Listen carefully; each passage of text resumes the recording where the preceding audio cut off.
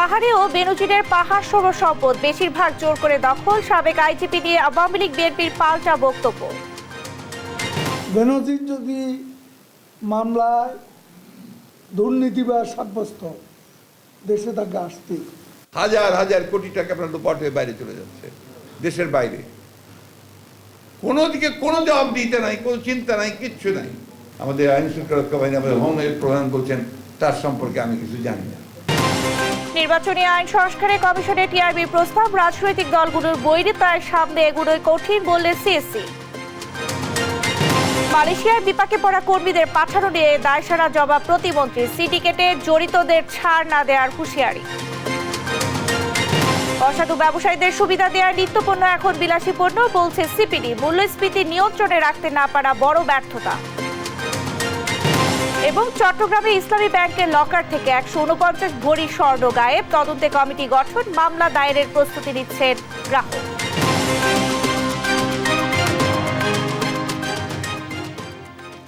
সংবাদ রাতে দেখছিলেন একেএস টিভি সংবাদ শিরোনাম, সঙ্গে আছে আমি শারমিন নাসি। পাহাড়েও পাহাড় সম সম্পদ গড়েছেন সাবেক আইজিপি বেনজির আহমেদ। অনুসন্ধানে জানা গেছে বান্দরবানের গহীন বনে 55 একর জমি কিনেছেন পুলিশের সাবেক এ মহাপরিদর্শক। অভিযোগ রয়েছে এই সম্পদের বেশিরভাগই জোর করে দখলে নেওয়া। এর মধ্যে 22 একর জায়গায় গড়ে তুলেছেন গরুর খামার। এই সম্পদের যাতায়াতের জন্য সরকারি টাকায় সড়ক নির্মাণ করে দিয়েছে সড়ক ও জনপথ বিভাগ। গরুর খামারে এসি লাগাতে দীর্ঘপথ বিদ্যুতের লাইনও টেনেছেন সরকারি অর্থে। বান্দরবান থেকে আবুল বাশার নয়নের প্রতিবেদন, জানাচ্ছেন শুভশ্রী রায়। পাহাড়েও থাবা বসাতে ভোলেননি সাবেক আইজিপি বেনজির আহমেদ। বান্দরবানের স্থানীয়রা তাকে চিনেন পুলিশের বড় কর্তা হিসেবে। কাউকে কৌশলে ঠকিয়ে, আবার কাউকে হুমকি দিয়ে বাধ্য করে অন্তত 55 একরের বেশি পাহাড়ি ভূমির মালিক হয়েছেন বেনজির। আইনি জটিলতা এড়াতে প্রথমে লিজের কথা বলে নিলেও কৌশলে মুক্তারনামার মাধ্যমে জমির মালিক বনে যান বেনজির আহমেদ। শুধু লামা উপজেলায় নয়, বান্দরবান জেলা সদরের নিকটবর্তী সোয়ালক ইউনিয়নেও নেচার হিলস এগ্রো নামে 25 একর জায়গা জুড়ে গড়ে তুলেছেন গরুর খামার। তবে কাগজে 25 একর জমির কথা বলা হলেও এর দ্বিগুণ জমি তিনি দখল করেছেন ক্ষমতা খাটিয়ে। বনের গহীনে গড়ে তোলায় খামারে যাওয়ার জন্য সড়ক ও বিদ্যুতায়ন করা হয়েছে সরকারি টাকায়। পুলিশ কর্মকর্তা শুনছি, কিন্তু ওনাকে আমি দেখিও নাই বা ওনার কাছে আমার সাথে কোনো যোগাযোগও নেই। শুনছি 55 একর আছে নেই, কিন্তু জায়গার দূর নেই, জায়গা 25 থেকে 26 একর। কুলি বেঞ্জি নামে যারা জায়গাও কিনি, তো এখন পাড়া এর অনেক পাড়া আছে, এখন পাড়া ঘর বাড়িও নাই। বেনজির কাছ থেকে আমরা বিক্রি করে দিই। টাকা প্রয়োজন ছিল আমাদের এই সময়, তখন আমরা অল্প টাকা নিয়ে তাকে বিক্রি করে দিই। মানে মনে করো এই যে বাগান টাগান তারা মানে এসপি সাহেব কিনিয়ে মানে সংগ্রহ করে চলে গেছে অনেক। এদিকে লামা উপজেলায় সর ইউনিয়নে 303 নম্বর ডলুছড়ি মৌজায় জমি কিনলেও তার বিপরীতে মৌজার নথিতে তা উল্লেখ নেই বলছেন মৌজার তদারকিতে থাকা হেডম্যান। সম্ভবত থাকলেও ডকেট নাম্বার থাকবে যে এটা তো হোল নিয়ে জায়গা না, না না ওইটা মনে আসলে এটা নথিভুক্ত না জায়গায় না, নথিভুক্ত জায়গা না, সম্ভবত খাসের দখলের এটা মধ্যে মনে সম্ভবত নিচে আর কি। জানা গেছে র্যাবে কর্মরত থাকাকালীন 2016 সালে বান্দরবান সদর ও লামার টংছিরি এলাকায় এই জমিগুলো ধাপে ধাপে ক্রয় করেন বেনজির। অভিযোগ আছে স্থানীয় কিছু দখলদার ও দালাল প্রতিনিয়ত সহজ সরল ত্রিপুরাদের হুমকি ও ধমকি দিয়ে জমিগুলো হস্তান্তরে বাধ্য করেছেন।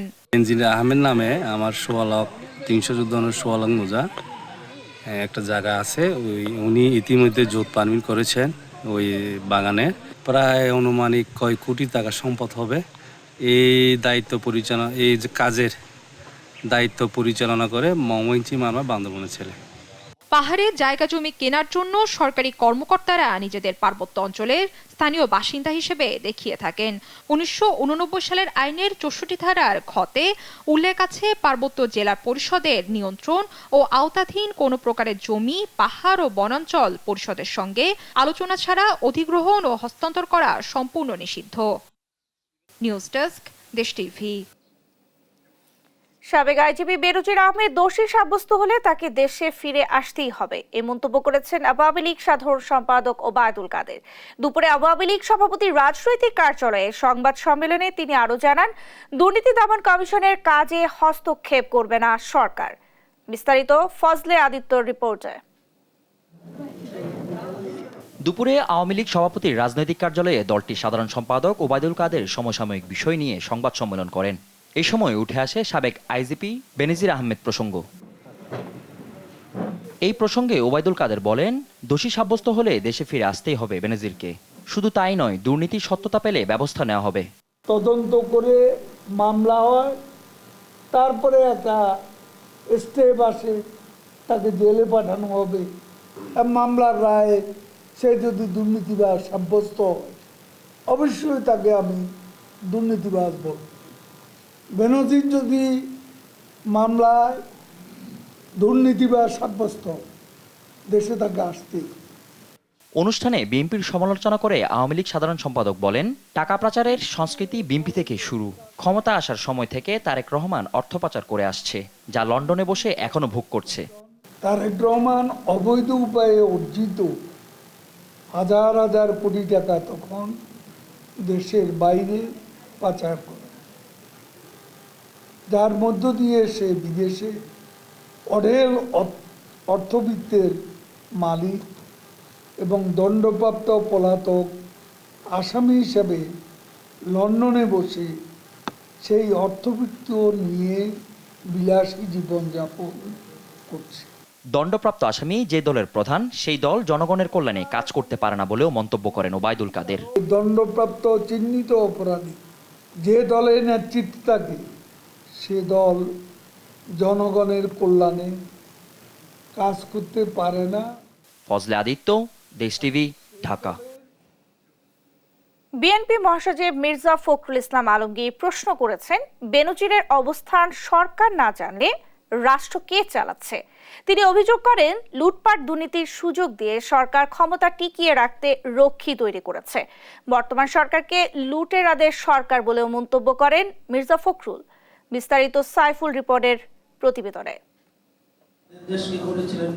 বিএনপির প্রতিষ্ঠাতা জিয়াউর রহমানের ৪৩তম শাহাদাত বার্ষিকী উপলক্ষে জাতীয় প্রেস ক্লাবে আলোচনা সভার আয়োজন করে জিয়াউর রহমান ফাউন্ডেশন। এ সময় বক্তারা বলেন, দেশের মানুষের জাতীয়তা নিশ্চিত করেছেন জিয়াউর রহমান। প্রধানমন্ত্রী থেকে শুরু করে কৃষক, মাঝি মাল্লা যারা পাসপোর্ট বহন করে, শহীদ প্রেসিডেন্ট জিয়াউর রহমানের রাজনৈতিক আদর্শকে তাদের পাসপোর্টে লেখে। বিএনপি মহাসচিব মির্জা ফখরুল ইসলাম আলমগীর বলেন, অর্থনীতিকে ধ্বংস করে দিয়ে লুটপাটকারীদের সুযোগ দিচ্ছে সরকার। দুর্নীতির অভিযোগে অভিযুক্ত সাবেক পুলিশ প্রধানের অবস্থান সম্পর্কে স্বরাষ্ট্রমন্ত্রীর না জানায় বিস্ময় প্রকাশ করেন মির্জা ফখরুল। হাজার হাজার কোটি টাকা আপনার লুটপাট হয়ে বাইরে চলে যাচ্ছে, দেশের বাইরে। কোনো দিকে কোনো জবাব দিতে নাই, কোনো চিন্তা নাই, কিচ্ছু নাই। একটাই শুধু, আমাকে ক্ষমতায় বসেই থাকতে হবে, এখান থেকে আমাকে কেউ নাড়াতে পারবে না। তার জন্য আমি চতুর্দিকে সেই সমস্ত প্রতিষ্ঠানগুলোকে ধ্বংস করে দিয়ে আমার সমস্ত রক্ষী তৈরি করেছি, একটা রক্ষী। আপনি যদি এই সমস্ত দুর্নীতিবাজ কর্মকর্তাদের কথা শোনেন, তাদের বডি ল্যাঙ্গুয়েজ দেখেন, যে ওরা আমাদের প্রভু, আমাদের আইন শৃঙ্খলা রক্ষা বাহিনী, আমাদের হোমের প্রধান বলছেন, তার সম্পর্কে আমি কিছু জানি না। তো রাষ্ট্র কিছুই জানে না, এটা রাষ্ট্র আছে। বলেন, দেশকে বাঁচাতে হলে শুধু স্লোগান নয়, জিয়াউর রহমানকে জানতে হবে, ঐক্যবদ্ধভাবে গড়ে তুলতে হবে প্রতিরোধ। এদের যুক্তি হচ্ছে 20 বছর ধরে আমরা এগুলো করবো, তারপর 20 বছর পরে আমরা নাই, যা আবার তাই হবে। কত দায়িত্বহীনতা চিন্তা করেন, যে একটা ভবিষ্যৎ প্রজন্মকে পুরো লোনের মধ্যে ডুবিয়ে রেখে যাবে। এই যে সরকার, এটা তো সরকার না, আমি আগেই বলেছি, এটা কোনো সরকার না, এটা বর্গী ডাকাত, লুটেরা। এদেরকে যদি আমরা প্রতিরোধ করতে না পারি, ঠেকাতে না পারি, আপনার এই দেশের অস্তিত্ব থাকবে না। জিয়াউর রহমানের শাহাদাত বার্ষিকী উপলক্ষে রবিবারও রাজধানীর বিভিন্ন এলাকায় দুস্থ অসহায় মানুষের মাঝে খাবার বিতরণ করে বিএনপি। এসব কর্মসূচিতে অংশ নিয়ে দেশের কেউ নিরাপদে নেই দাবি করে গণতন্ত্র পুনঃপ্রতিষ্ঠার আন্দোলন এগিয়ে নেয়ার প্রত্যয় জানান নেতারা। এই দেশের মানুষ, ব্যবসায়ী বলেন, চাকরিজীবী বলেন, সাংবাদিক বলেন, যে কোনো পর্যায়ের মানুষ, আজকে তারাও নিরাপদ না। এই আন্দোলন এদেশের আপাময় জনগণের অধিকার আদায়ের আন্দোলন।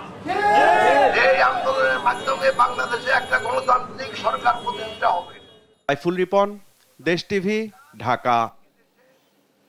নির্বাচনী আইন সংস্কারে কমিশনকে প্রস্তাব দিয়েছে টিআইবি। এছাড়া নির্বাচনকালীন সরকারের নিরপেক্ষ আচরণে বাধ্যবাধকতা আনা জরুরি বলে মনে করেন সংস্থার নির্বাহী পরিচালক ডক্টর ইফতেখারুজ্জামান। অবশ্য প্রধান নির্বাচন কমিশনার কাজী হাবিবুল আউয়াল বলেছেন, রাজনৈতিক দলগুলোর মাঝে বৈরিতা অত্যন্ত প্রকট। এটি অব্যাহত থাকলে সামনে এগিয়ে যাওয়া কঠিন হবে। বিস্তারিত নূপুর মাহমুদের রিপোর্টে। নির্বাচনের পর ট্রান্সপারেন্সি ইন্টারন্যাশনাল বাংলাদেশ টিআইবির সঙ্গে বড় পরিসরে আলোচনার ইচ্ছা প্রকাশ করেছিল নির্বাচন কমিশন। সে আমন্ত্রণ পাওয়ার পর তাতে সাড়া দিয়ে রোববার ইসির সাথে বৈঠকে বসে টিআইবির 5 সদস্যের প্রতিনিধি দল। এতে প্রধান নির্বাচন কমিশনার কাজী হাবিবুল আউয়াল ছাড়াও 4 নির্বাচন কমিশনার উপস্থিত ছিলেন। বৈঠকের পর টিআইবির নির্বাহী পরিচালক ডক্টর ইফতেখারুজ্জামান বলেন, জাতীয় নির্বাচনে লেভেল প্লেয়িং ফিল্ড গঠনে কমিশন সফল হয়নি। 53 বছরের নির্বাচন ব্যবস্থার পরিবর্তন হওয়া দরকার বলেও মনে করে টিআইবি। নির্বাচনী ব্যবস্থা যেটি আছে সেটি আমাদের 53 বছর স্বাধীনতার পর আমরা সুপারিশ করেছি, এটাকে পরিবর্তনের বা নতুন করে ঢেলে সাজানোর দরকার। যার মধ্যে আমরা যে একটা পদ্ধতি বলেছি, পরামর্শ দিয়েছি যে প্রপোর্শনাল রিপ্রেজেন্টেশন ব্যবস্থা, যেটা অনুপাত ভিত্তিক প্রতিনিধিত্ব, সেটি সম্পর্কে তারাও আমাদেরকে একমত হয়েছেন। ইনফ্যাক্ট তারা আমাদেরকে পরামর্শ দিয়েছেন এই বিষয়ে আরও চাহিদাটা সৃষ্টি করা দরকার। আর জাতীয় নির্বাচন ধাপে ধাপে আয়োজন করা গেলে নির্বাচন আরও গ্রহণযোগ্য হবে বলে মনে করেন প্রধান নির্বাচন কমিশনার কাজী হাবিবুল আউয়াল। বলেন, প্রকট রাজনৈতিক বৈরিতা নিয়ে সামনে এগোনো কঠিন। আমরা যে অভিজ্ঞতাটা অর্জন করেছি, আমাদের কাছে মনে হয়েছে জাতীয় নির্বাচনটাকে যদি স্ট্যাগারিং করা যায় তাহলে ম্যানেজমেন্টটা অনেক সহজ হয়ে যাবে এবং ভোট কেন্দ্রগুলোকে অধিক সংখ্যক ফোর্সেস মোবিলাইজ করা, ডিপ্লয় করা সহজ হবে, মনিটরিংটা সহজ হবে, অধিক সংখ্যক পোলিং পার্সোনেল আমরা দিতে পারবো। নির্বাচন কমিশনের একার পক্ষে কখনোই নির্বাচন সুষ্ঠু ও নিরপেক্ষ করা সম্ভব না বলেও জানান সিসি। নূপুর মাহমুদ, দেশ টিভি, ঢাকা। সংবাদ রাতে আরো থাকছে। বিতর্ক যেন পিছু ছাড়ছে না কুষ্টিয়া ইসলামী বিশ্ববিদ্যালয়ের রেজিস্ট্রারের সাথে নারীর অশ্লীল ফোনালাপ ফাঁস।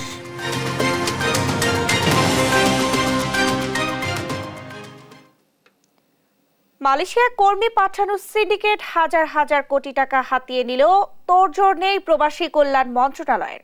আজ সংবাদ সম্মেলন ডেকে প্রতিমন্ত্রী শফিকুর রহমান বলেছেন, সিন্ডিকেটে এমপি মন্ত্রীর মালিকানাধীন রিক্রুটিং এজেন্সি জড়িত থাকলেও কাউকে ছাড় দেওয়া হবে না। অবশ্য প্রতিমন্ত্রী এও জানান, বাংলাদেশ সিন্ডিকেট না চাইলেও মালয়েশিয়া চায়। নিয়াজ মোর্শেদ জানাচ্ছেন বিস্তারিত। মালয়েশিয়া সরকারের আলটিমেটাম গেল 31 মে বাংলাদেশ থেকে কর্মী নিয়ে সবশেষ ফ্লাইট ছেড়ে যায় কুয়ালালামপুরের উদ্দেশ্যে। এরপরই কর্মী নেওয়া বন্ধ করে দেয় মালয়েশিয়া।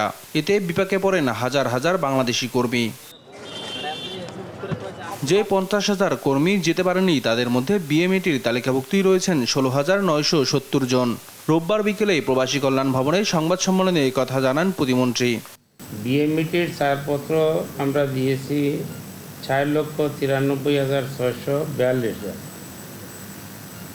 আর এই 31 তারিখ পর্যন্ত আমি যতটুকু, হয়তো কিছু সংখ্যা বেশ কম হতে পারে, 4,76,672 জন গিয়েছে মালয়েশিয়া। সেই হিসাবে কম বেশি 16,970 জন যাইতে পারে নাই। যেসব রিক্রুটিং এজেন্সি অনিয়মে জড়িত তাদের শনাক্তে তদন্ত কমিটি গঠন করেছে সরকার। দোষী প্রমাণিত হলে ছাড় না দেওয়ার হুঁশিয়ারি মন্ত্রণালয়ের। তদন্তের মাধ্যমে যা কিছু বাইরে আসবে, যারা দোষী সাব্যস্ত হবে তাদের বিরুদ্ধেই কঠোর ব্যবস্থা গ্রহণ করা হবে। কোনো এমপি জানি না, এমপি চিনিও না, এমপি জানারও কথা নয়, চেনারও কথা নয়, এবং এমপিদের সাথে আমাদের কোনো ডিলিংও নেই।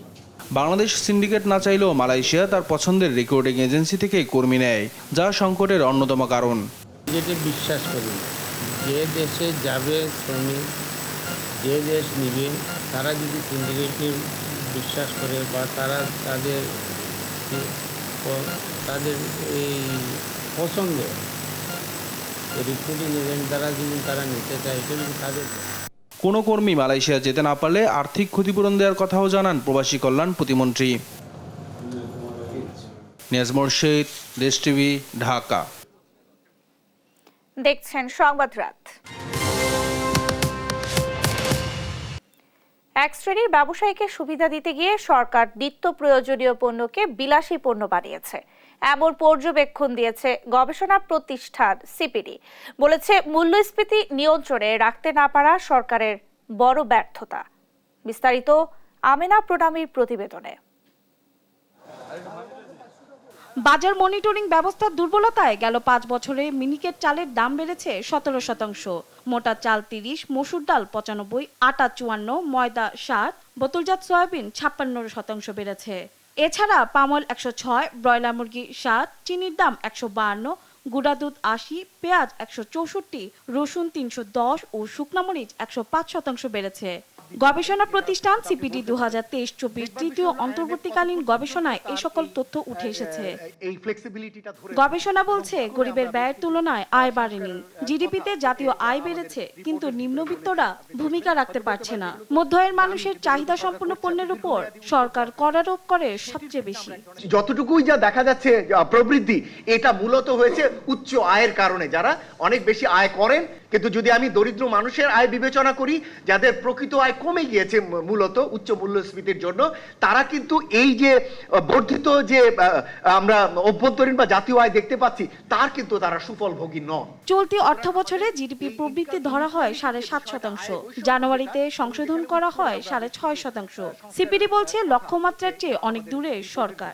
বাজেটের টার্গেটগুলো ইতিমধ্যে অনেক জায়গায় অ্যাচিভ করার থেকে অনেক দূরে রয়েছে। সুতরাং সেগুলোকে ধরে মূল প্রবৃদ্ধির মধ্যে ধরে যদি প্রবৃদ্ধির এখনকার প্রাক্কলন করা হয়, তাহলে কিন্তু সেটিও আসলে অর্জনযোগ্য হবে না।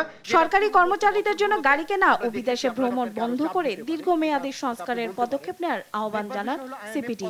উচ্চ ডলার দিয়ে যদি আমদানি করার প্রবণতা থাকে, বৃহৎ আকারের প্রকল্প নেওয়ার যদি প্রবণতা থাকে, এবং একই সাথে যদি সরকারের অপ্রয়োজনীয় ব্যয় অব্যাহত রাখার প্রবণতা থাকে, তাহলে কিন্তু এর দুর্ভোগ সরকারের মধ্যে যারা আছে তারা তো টের পাবে না, টের পাবে আসলে জনগণ। এছাড়া বৈদেশিক ঋণের ক্ষেত্রে সরকার অনেক ক্ষেত্রে ঋণ নিচ্ছে উচ্চ সুদে, একেও বিশেষ চাপ হিসেবে দেখছেন সিবিডির গবেষণা পরিচালক। সরকার টাকার ফর্মে দেখালে হয়তো বলবে যে আমরা আগের বছরের চেয়ে পিছিয়ে গিয়েছি, কেননা ডলার করে টাকা করলে টাকার পরিমাণ বেশি দেখা যায়। আমেনা প্রণামী, দেশ টিভি, ঢাকা। সংবাদ রাতে আরো থাকছে। গায়ানায় পাপুয়া নিউগিনির বিপক্ষে টস জিতে ফিল্ডিংয়ে ওয়েস্ট ইন্ডিজ, জয় দিয়ে টুর্নামেন্ট শুরু লক্ষ্য পাওয়েলদের।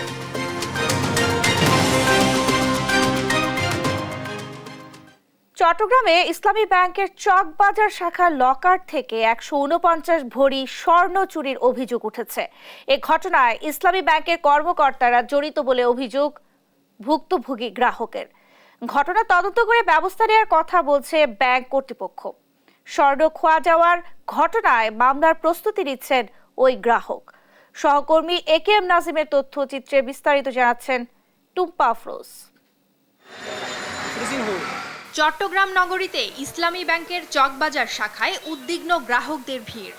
কারণ এক গ্রাহকের স্বর্ণ চুরির খবর পেয়ে নিজেদের গচ্ছিত অর্থ ও স্বর্ণ তুলে নিতে ছুটে আসেন তারা।